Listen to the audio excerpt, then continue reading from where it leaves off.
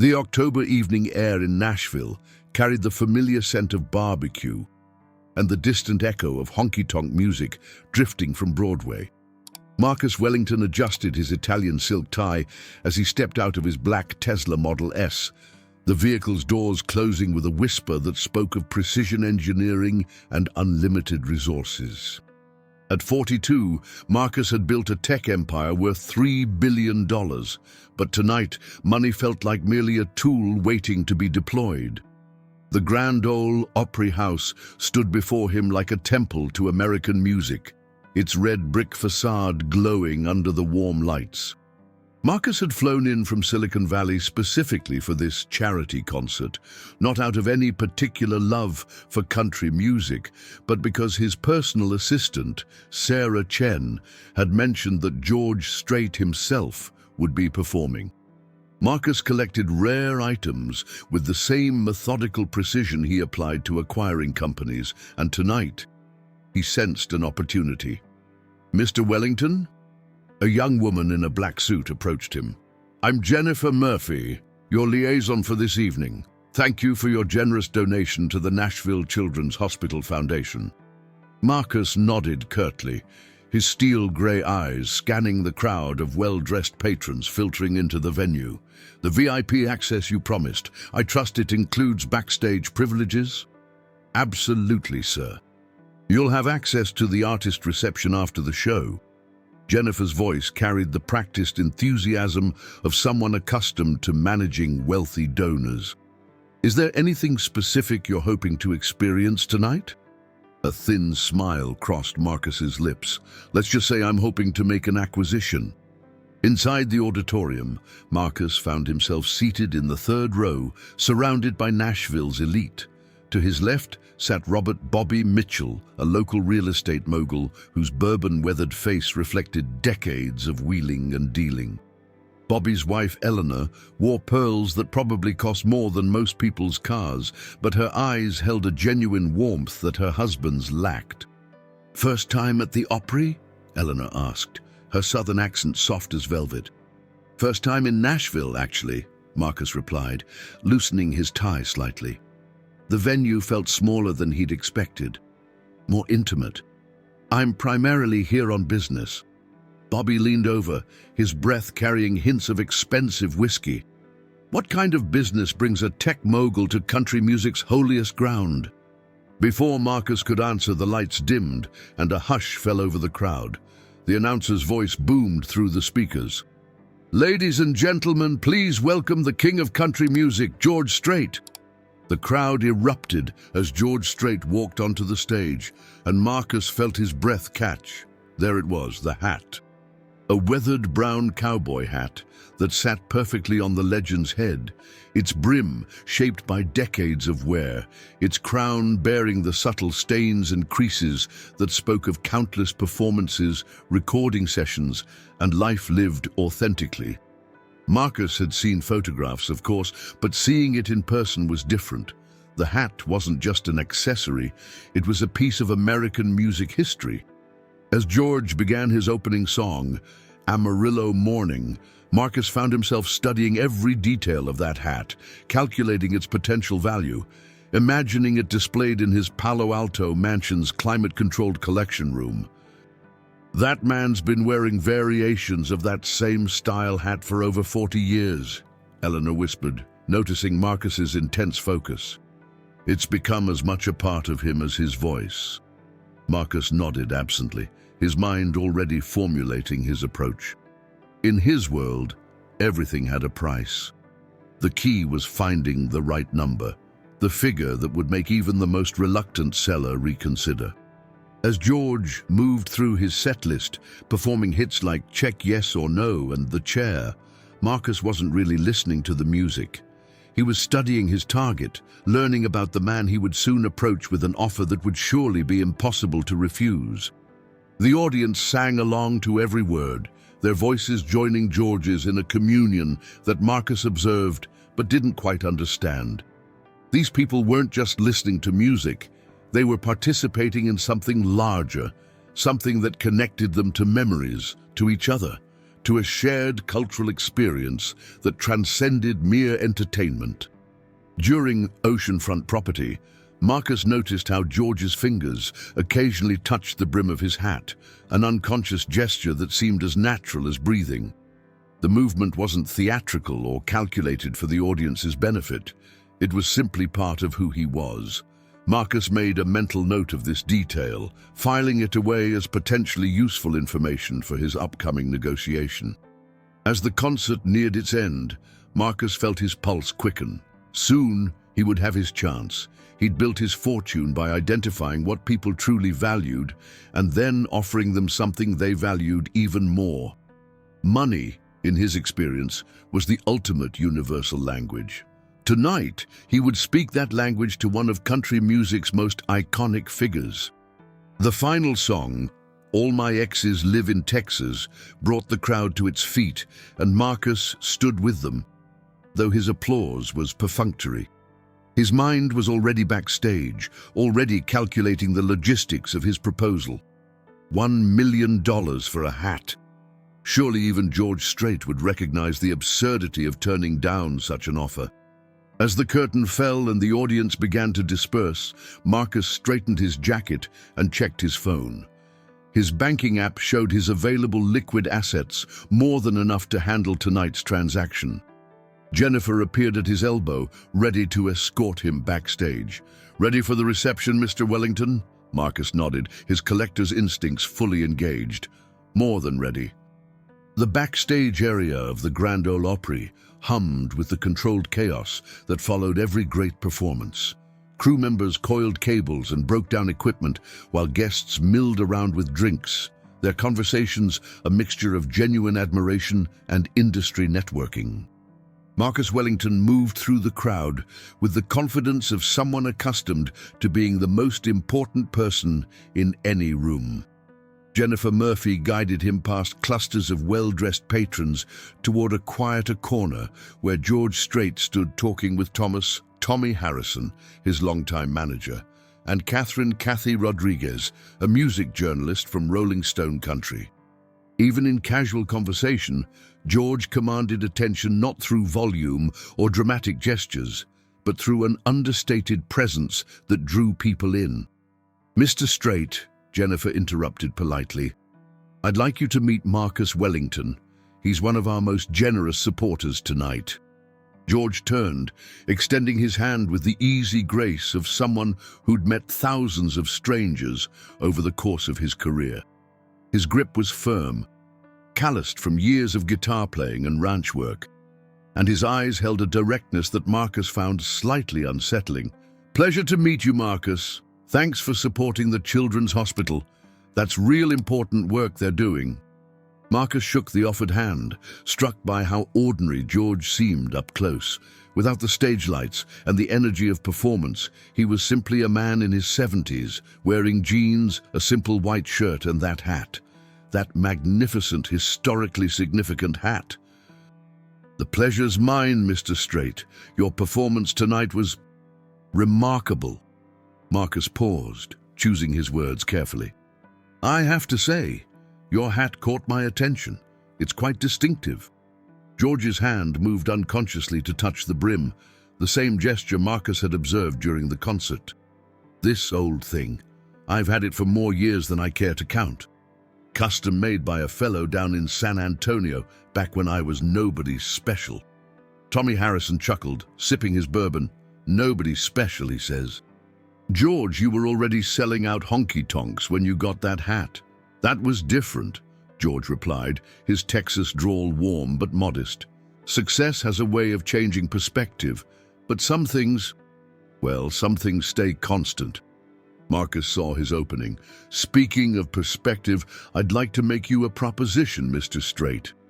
I'm a collector of unique historical items, and your hat represents something truly special in American music culture."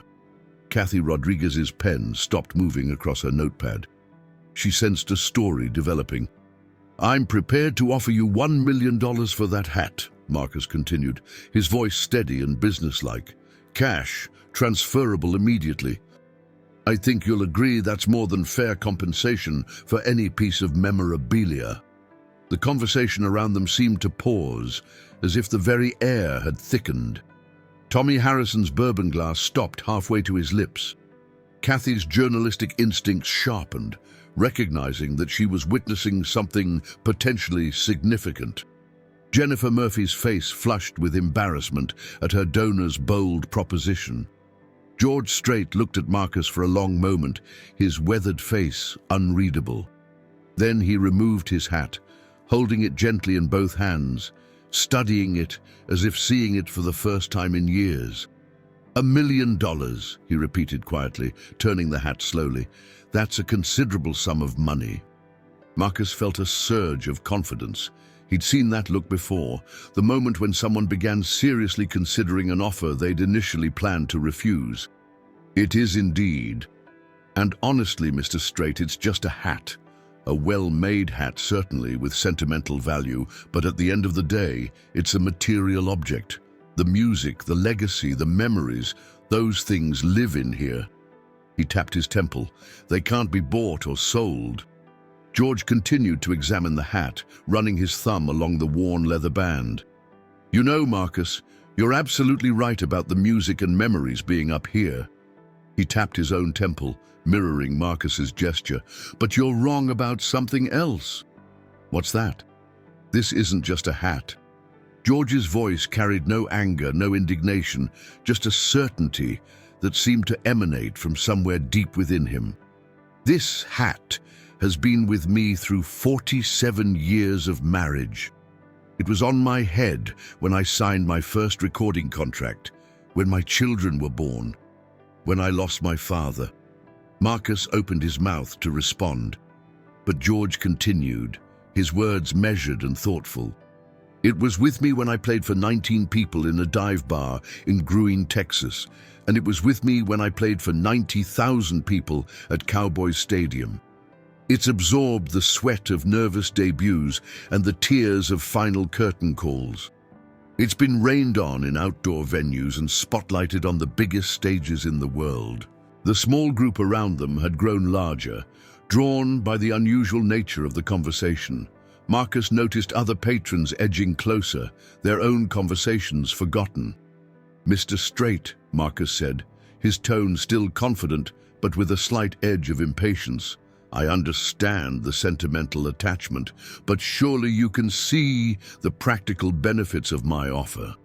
$1 million could fund a significant amount of charitable work, support emerging artists, contribute to causes you care about.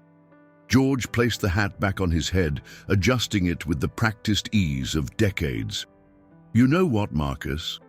You're successful, clearly intelligent, and you seem like a decent enough fellow. But there's something you don't understand about value. I understand value perfectly well, Marcus replied, a slight hardness creeping into his voice. I've built a $3 billion company by understanding exactly what things are worth. Have you now? George's question carried no challenge, just genuine curiosity. Tell me, what do you think this hat is worth to me? Marcus blinked, momentarily thrown by the question. Well, obviously more than $1 million, or you'd have accepted my offer already. No, Marcus, you're still thinking in dollars and cents. This hat isn't worth anything to me in the way you understand worth. George's eyes held a kindness that somehow made his words more impactful than any anger could have. This hat is me. It's part of who I am, part of my story, part of what I give to every audience every time I step on a stage. Tommy Harrison stepped forward, recognizing that his longtime friend and client was building towards something significant. George, no, Tommy, this is important. George turned back to Marcus, his voice carrying the same authority it held when he commanded a stadium full of fans. Mr. Wellington, you say you're a collector. You acquire things because they have meaning, because they represent something larger than themselves. Is that right? That's exactly right, Marcus confirmed, sensing he was regaining control of the conversation. Then you should understand this. Some things become meaningful precisely because they can't be bought or sold. The moment I accept your money for this hat, it stops being what you wanted to buy in the first place. The backstage area had grown noticeably quieter, with conversations tapering off as more people became aware of the extraordinary exchange taking place. Marcus Wellington felt the weight of multiple gazes upon him, but his focus remained laser-sharp on George Strait, whose calm demeanor only served to frustrate him further. "Let me see if I understand your position correctly," Marcus said, his voice taking on the slightly condescending tone he typically reserved for junior executives who didn't grasp market realities. "You're telling me that a piece of fabric and leather has more value than $1 million because of what? Sentiment, nostalgia."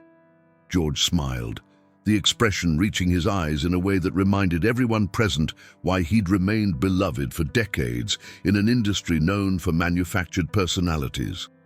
"Marcus, do you have children?" The question caught Marcus off guard. Yes. A daughter, Sophia. She's 16. What's the most precious thing she's ever given you?" Marcus frowned, unsure where this was leading. "I don't see how that's relevant to our discussion." "Humor me," George said gently. Marcus thought for a moment, his mind drifting unexpectedly to his Palo Alto home office, to the simple wooden picture frame on his desk that held a crayon drawing Sophia had made when she was 7. It depicted their family.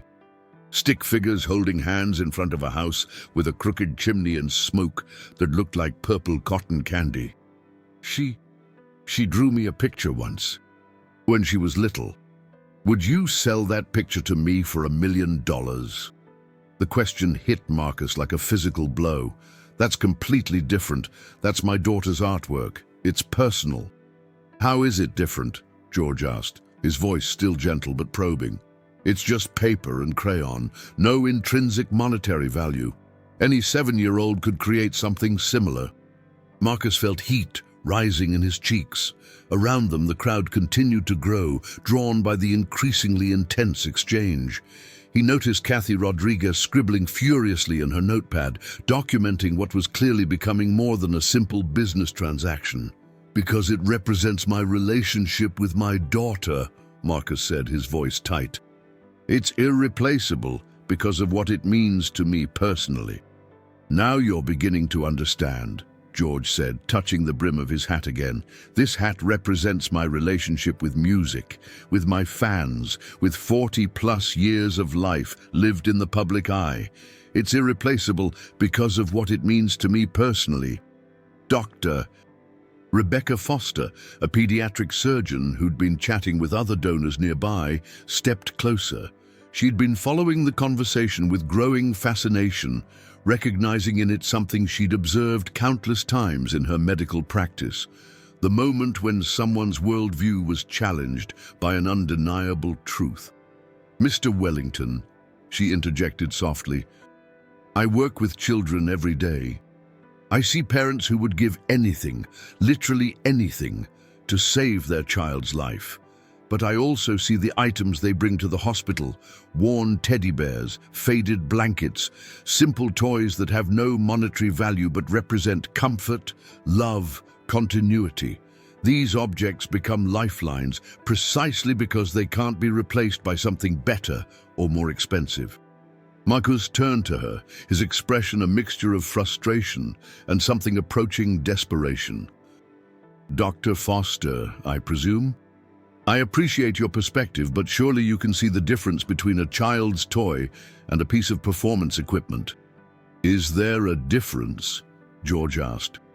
"Both provide comfort.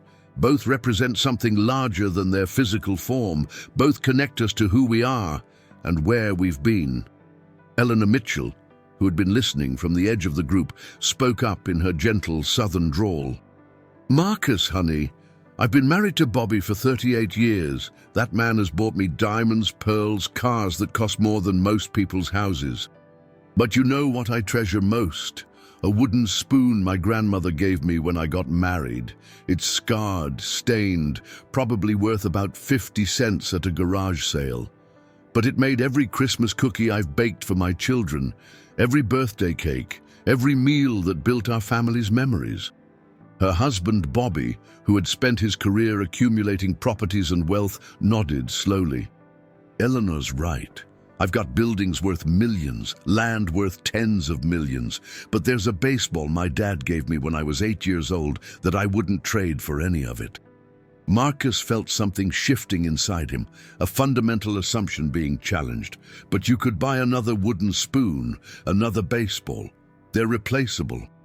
No, sir, they're not, said a voice from the crowd. James "Jimmy" Patterson, a session musician who'd played on dozens of George's recordings, stepped forward.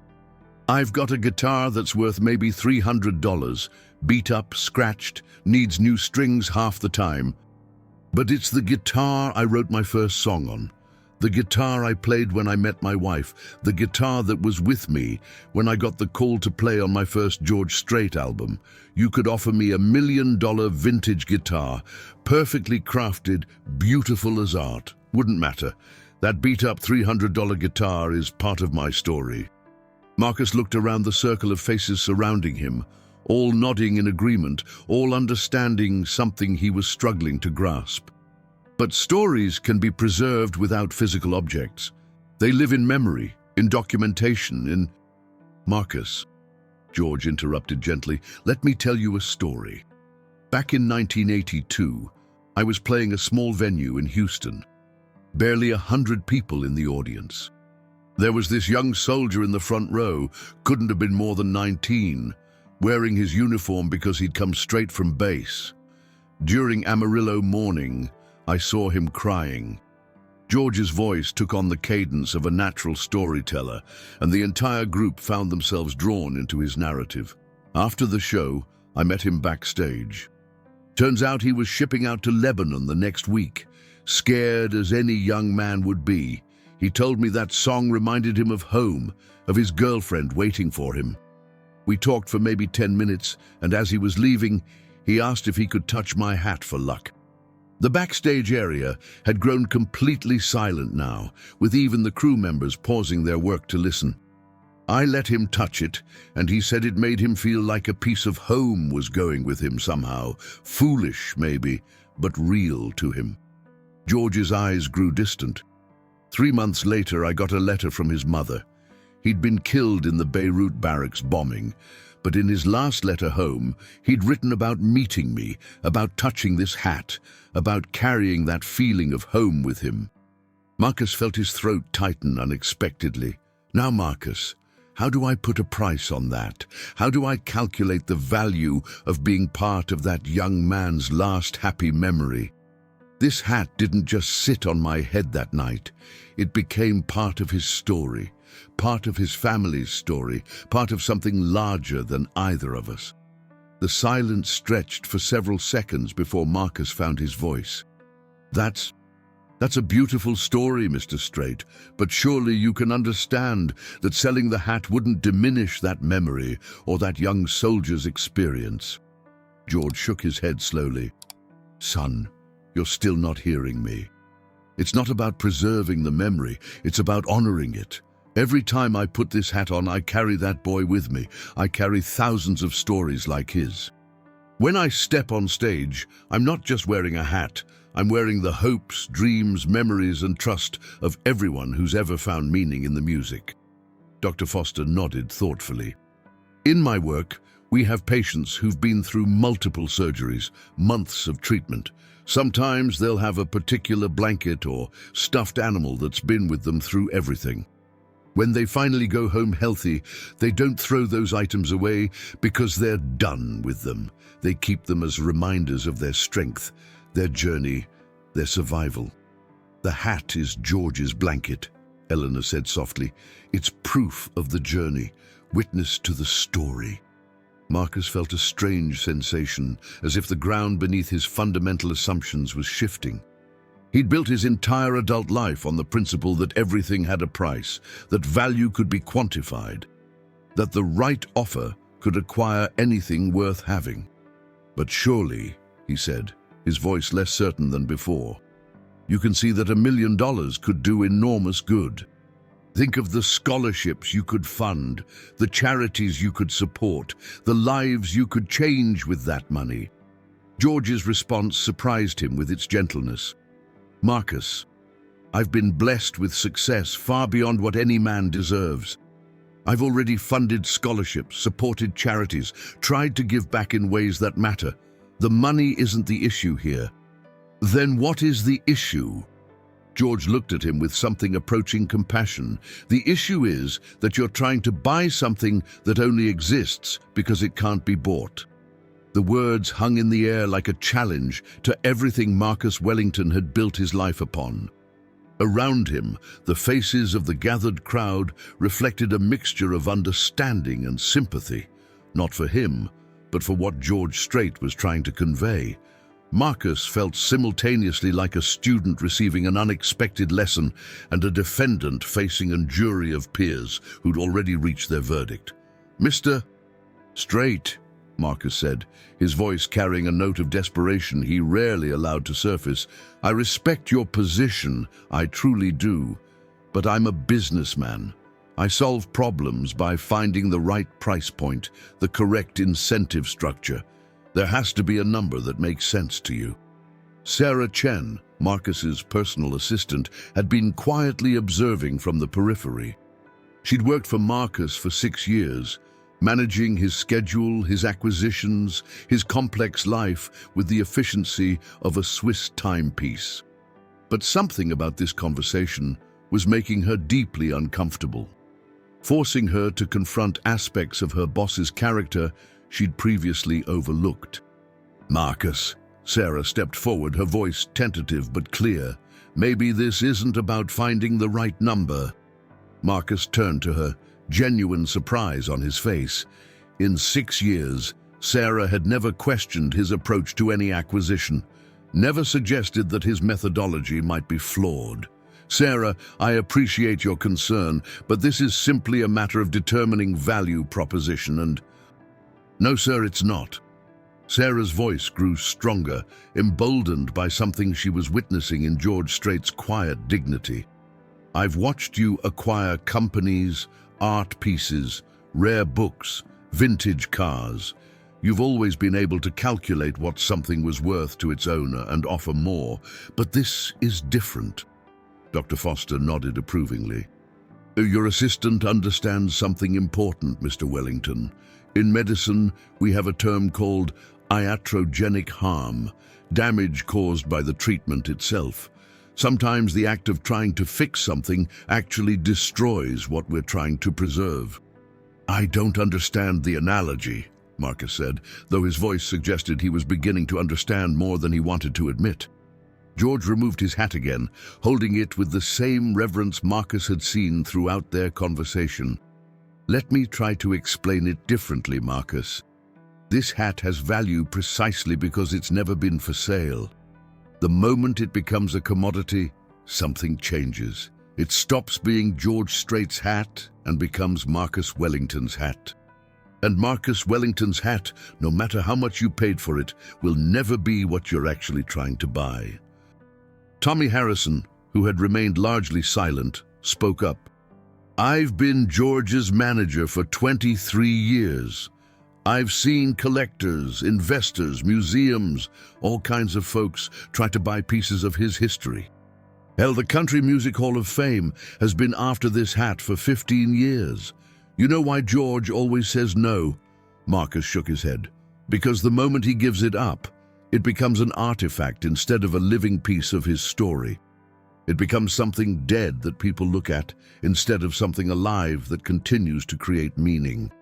Kathy Rodriguez looked up from her notepad. "Mr. Wellington, I've been covering country music for 12 years. I've interviewed hundreds of artists, seen countless business deals, watched the industry evolve from an art form into an economic engine. But what you're witnessing here is increasingly rare. Someone choosing meaning over money." "Everyone chooses money eventually," Marcus said, but his voice lacked its earlier conviction. "Do they?" Eleanor Mitchell asked. "Marcus, what's your relationship with your daughter like?" The question seemed to come from nowhere, catching Marcus off guard again. My relationship with Sophia, we're very close. Why? When was the last time you spent a day with her without checking your phone, without thinking about work, without calculating the opportunity cost of your time? Marcus opened his mouth to answer, then closed it. The truth was uncomfortable. He couldn't remember. That's what I thought, Eleanor said kindly. You've spent so much time calculating value that you've forgotten how to simply experience it. Jimmy Patterson stepped closer to the group. Mr. Wellington, can I tell you something? I've played music professionally for 30 years. I've made good money, supported my family, built a career, but the moments that matter most, the moments that made me who I am, none of them were about money. Such as the first time I played on this stage, backing up George for a television special. I was terrified, hands shaking, sure I was going to mess up in front of millions of viewers. Right before we went live, George walked over, put his hand on my shoulder and said, "Jimmy, just play the music like you're sitting on your front porch." That moment of encouragement, that human connection, you could offer me $10 million and I couldn't sell you that memory.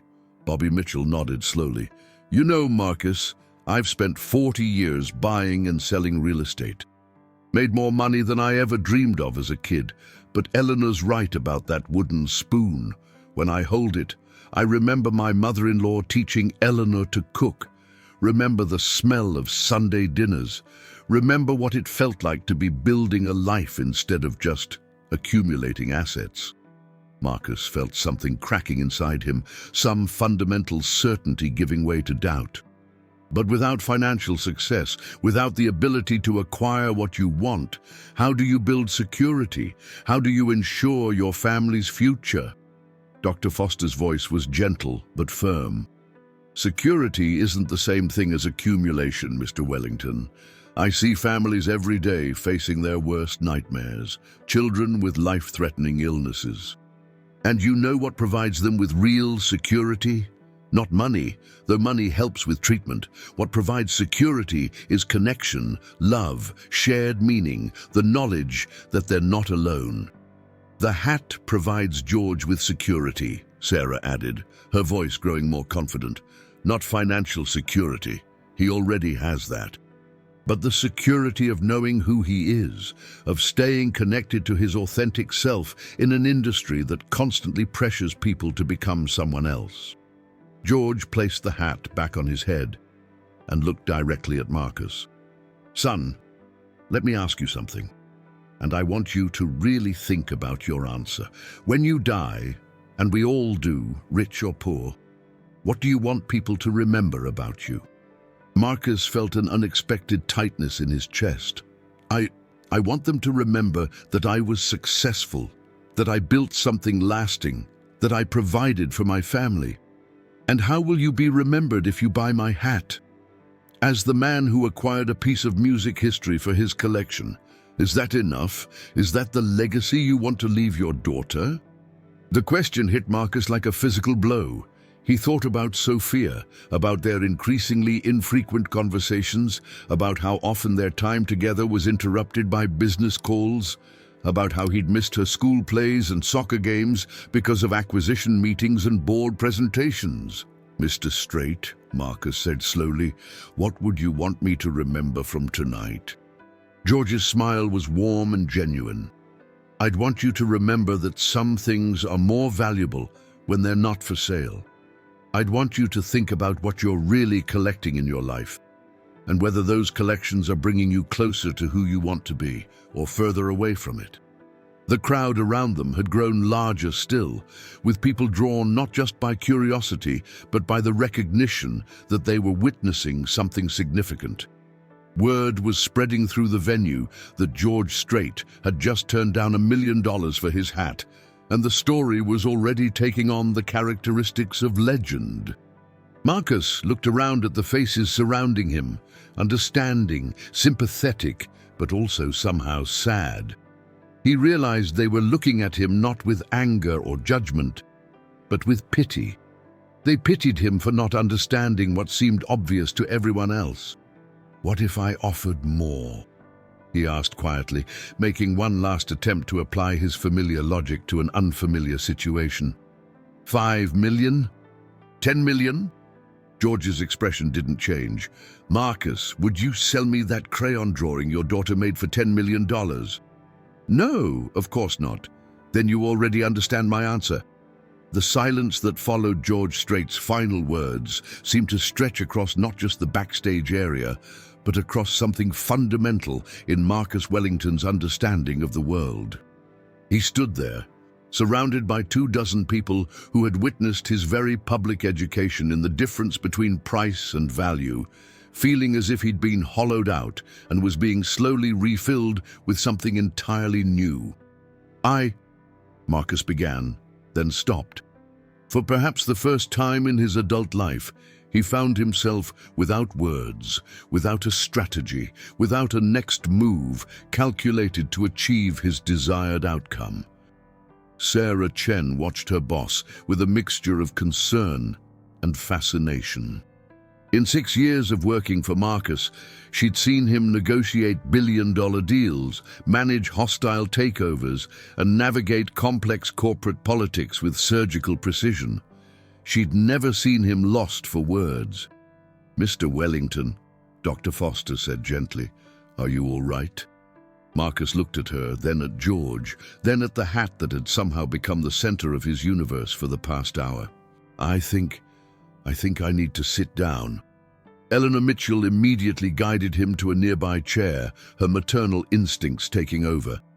"Bobby, get this man some water." As Marcus sat, trying to process what had just happened to his worldview, George Strait pulled up another chair and sat beside him. The crowd maintained a respectful distance, sensing that something private was occurring, despite the public setting. "Marcus," George said quietly, "can I tell you something? This isn't about you being wrong or me being right. This is about different ways of measuring worth." Marcus looked up at him, his eyes showing a vulnerability that seemed to surprise even himself. "I've built my entire life around the principle that everything has a price. Everything can be acquired if you're willing to pay enough. It's served me well, made me successful, allowed me to provide for my family." "And it has served you well," George agreed. "I'm not saying there's anything wrong with success or financial achievement. Money is a tool, and tools can build beautiful things when used properly. But when the tool becomes the purpose instead of serving the purpose, something gets lost." George adjusted his hat slightly, the unconscious gesture that Marcus now realized was less about the hat itself and more about centering himself, connecting with something deeper. "Tell me about your daughter, Sophia. What makes her happiest?" Marcus thought for a moment, his mind drifting to memories he rarely allowed himself to access during business hours. She loves to paint. She's actually quite talented. Last year, she won a regional art competition. Were you there at the competition? Marcus's face fell. "No, I was in Tokyo, finalizing an acquisition. But I sent her flowers and a congratulatory message." "How did that make you feel?" "It made me feel like a terrible father," Marcus admitted, the words coming out before he could stop them. "But the deal was worth $200 million. It seemed important. More important than watching your daughter succeed at something she loves." Marcus was quiet for a long moment.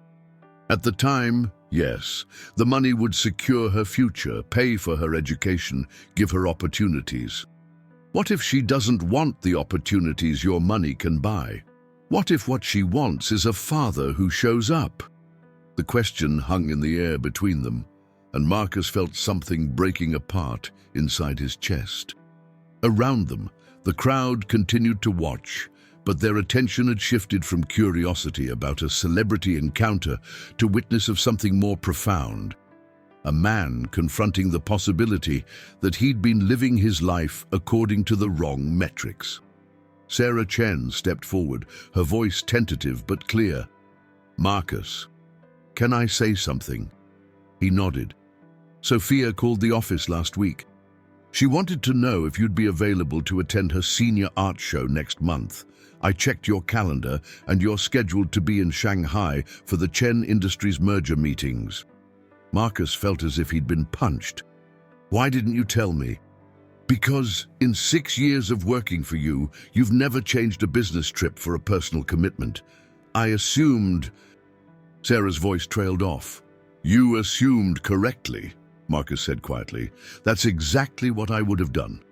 Tommy Harrison, who had been observing the conversation with the careful attention of someone who'd spent decades managing relationships between artists and the business world, spoke up. Marcus, can I ask you something? When you look at George's hat, what do you see? I see... Marcus paused, really considering the question.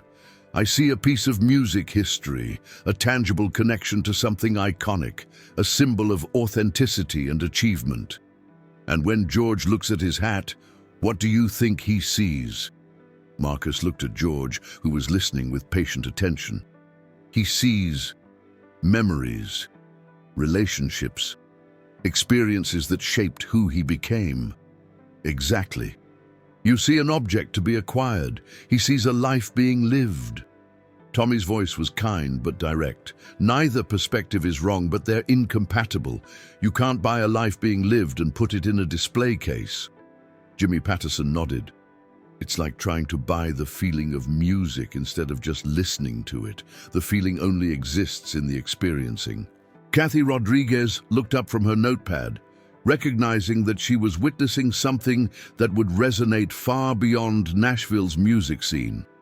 Mr. Wellington, I've covered hundreds of stories about wealth, success, and achievement. But the stories that people remember, the ones that actually change lives, are usually about moments like this, when someone discovers that what they thought they wanted isn't what they actually needed. Marcus stood up slowly, his legs feeling unsteady. He walked a few steps away from the group, needing space to process what was happening to him. When he turned back, his eyes went directly to George's hat, but for the first time he wasn't calculating its acquisition potential. Instead, he was seeing it as George did, as a companion through decades of life, a witness to both triumph and struggle. Mr. Strait, Marcus said, his voice hoarse with emotion, I owe you an apology. I came here tonight thinking I could buy a piece of your history, but what I was really trying to do was buy meaning I haven't created in my own life. George stood and walked over to him, placing a gentle hand on his shoulder. Son, you don't owe me anything, but maybe you owe yourself something. What's that? The chance to start collecting moments instead of objects. Marcus felt tears threatening, an emotional response he hadn't experienced in years. I don't know how to do that. I've been accumulating things for so long, I'm not sure I remember how to accumulate experiences. Eleanor Mitchell approached them, her voice warm with understanding. Marcus, honey, it starts small. It starts with showing up. When Sophia has her art show next month, you be there. Sit in the front row, put your phone away, and just watch your daughter shine. But the Shanghai meetings will happen with or without you, Sarah interjected, surprising everyone, including herself. Marcus, you've built an amazing company. You have brilliant people working for you. Maybe it's time to trust them to handle some of the things you think only you can do. Doctor, Foster nodded approvingly. In medicine, we have a saying, the patient is more than their diagnosis. I think the same principle applies here. You're more than your business achievements, Marcus. Your daughter needs to see that. You need to see that.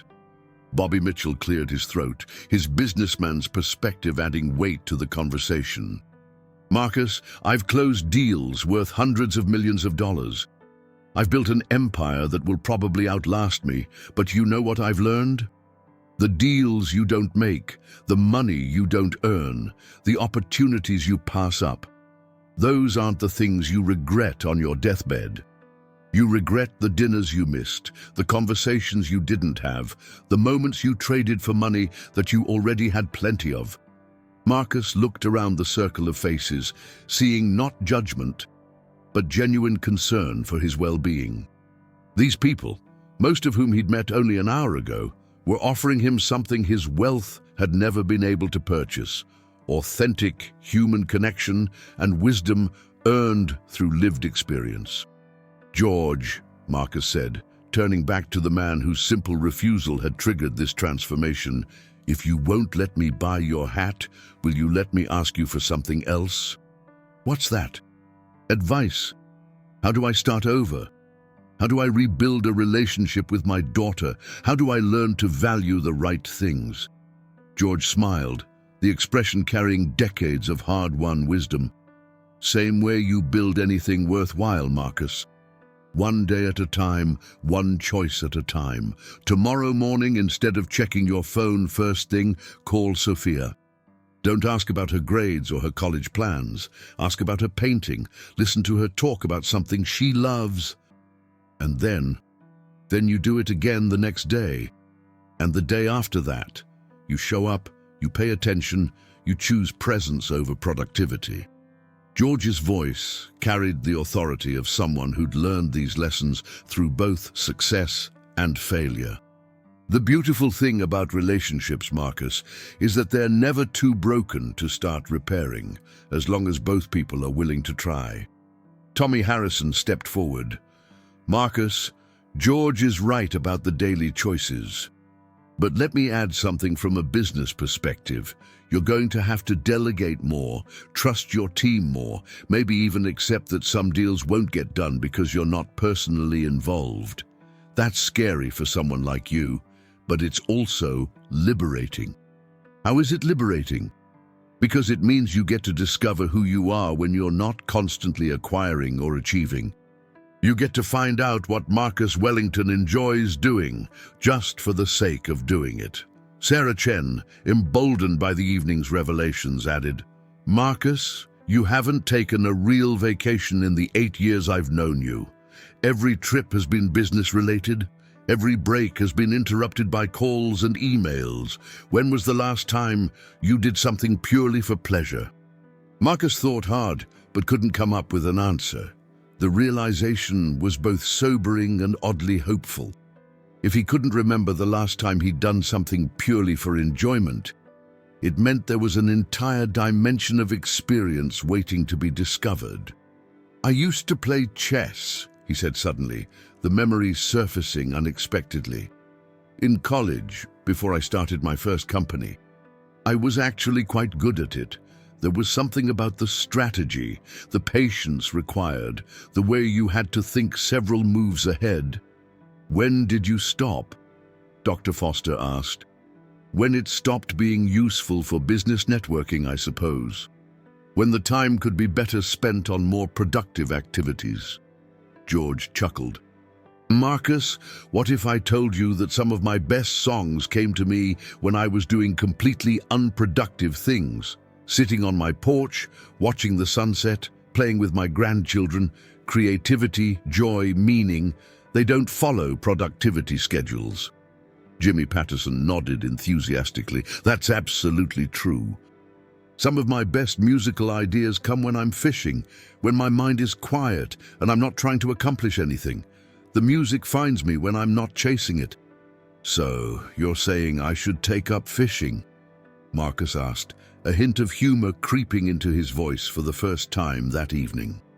"I'm saying you should take up whatever brings you joy," George replied. "Maybe it's chess, maybe it's fishing, maybe it's painting with your daughter. The activity doesn't matter. What matters is that you're doing something because it feeds your soul, not because it advances your career." Eleanor Mitchell clapped her hands together softly. "Marcus, I have an idea. Why don't you ask Sophia to teach you to paint? Spend some time in her world, learning something she's passionate about." The suggestion hit Marcus with unexpected force. When was the last time he'd been a student instead of an expert? When had he last allowed himself to be bad at something, to struggle with new skills, to experience the humility of beginner's mind? "She'd probably think I was crazy," Marcus said, but his voice carried more hope than skepticism. "She'd probably think you were finally paying attention to what matters to her," Sarah corrected gently. Kathy Rodriguez had been scribbling furiously throughout the conversation, recognizing that this story was about much more than a refused business transaction. "Mr. Wellington, can I ask you something for my article? What are you going to tell people when they ask why you offered $1 million for a hat and walked away empty-handed?" Marcus considered the question seriously. "I'm going to tell them that I came here thinking I was buying something, but I ended up learning something instead. I'll tell them that George Strait taught me the difference between acquiring and experiencing, between having and being. And what did you learn about yourself?" Marcus looked at George's hat one more time, but now he saw it completely differently. Instead of an object to be possessed, he saw it as a symbol of a life lived with intention, of choices made with the heart as well as the head, of the courage to say no to money when something more valuable was at stake. "I learned that I've been so focused on building a fortune that I forgot to build a life. I learned that my daughter's art show is worth more than any business deal, no matter how lucrative. I learned that some things become precious precisely because they can't be bought." George extended his hand, and Marcus shook it, this time not as a potential buyer and seller, but as two men who had shared an important moment. "Marcus," George said, "I want you to have something." For a moment, Marcus's heart leaped, thinking George had changed his mind about the hat. But instead, George reached into his shirt pocket and pulled out a simple guitar pick, worn smooth by years of use. "This pick has been with me for about as long as the hat. I used it to write Amarillo Morning, All My Exes Live in Texas, and about 50 other songs. It's not worth $1 million, but it might be worth something to you as a reminder of tonight."